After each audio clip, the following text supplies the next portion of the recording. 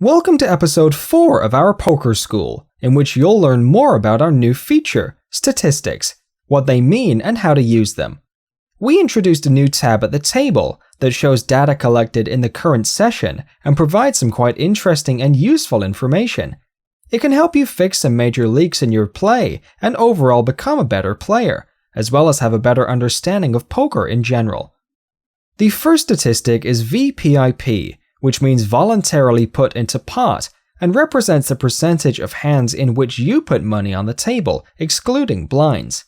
It's mostly used as an indicator if you play the correct amount of hands. In general, this value should be around between 20 and 30% for 6 max cash games.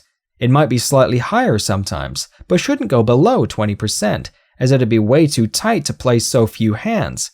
Any values above 40% indicate super loose player, who plays multiple hands that aren't profitable. In the next episode, I'll cover the topic of ranges for opening hands. So if you have problems with choosing the correct pocket cards to play, it should help you. Next comes PFR, or pre-flop raise, which shows what percentage of hands player raises before the flop. It's a great tool to check if your ranges pre-flop are correct. This value is directly linked to Vpip, and for 6 max cash games should be around 2/3 of Vpip, so the correct value would be between 15% and 20%.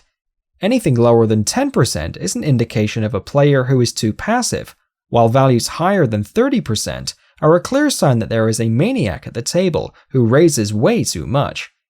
PFR is very closely connected to Vpip, and any extreme differences indicate a bad player. For example, a Vpip of 45 and a PFR of 5 mean that someone is a calling station, playing way too many hands and raising only monsters. Seabed is a percentage of hands in which the player continues betting on the flop, after being an aggressor before the flop. Even though continuation bet is dependent on flop structure, this statistic allows to spot certain anomalies. In general, it shouldn't be lower than 50%, while not being higher than 85%. Continuation bet is also linked to PFR statistic. The lower the PFR, the higher the Seabed should be, as it indicates that player raises only the top hands. If you don't use continuation bet enough, you lose a lot of value, since keeping the pressure and aggression up is key in poker. Speaking about aggression, the final statistic is total AF, which means total aggression factor, and shows how aggressive player is on all of the streets. It's a very valuable tool to measure how often you are taking the initiative and helps improve the post-flop game.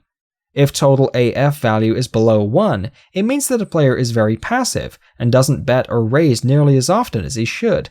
Anything between 1 and 1.5 is neutral, while values above 1.5 represent an aggressive player, which is what you should be aiming for, while not going above 3.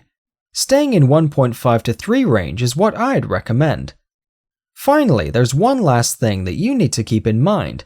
All these statistics are only useful after getting a certain amount of hands.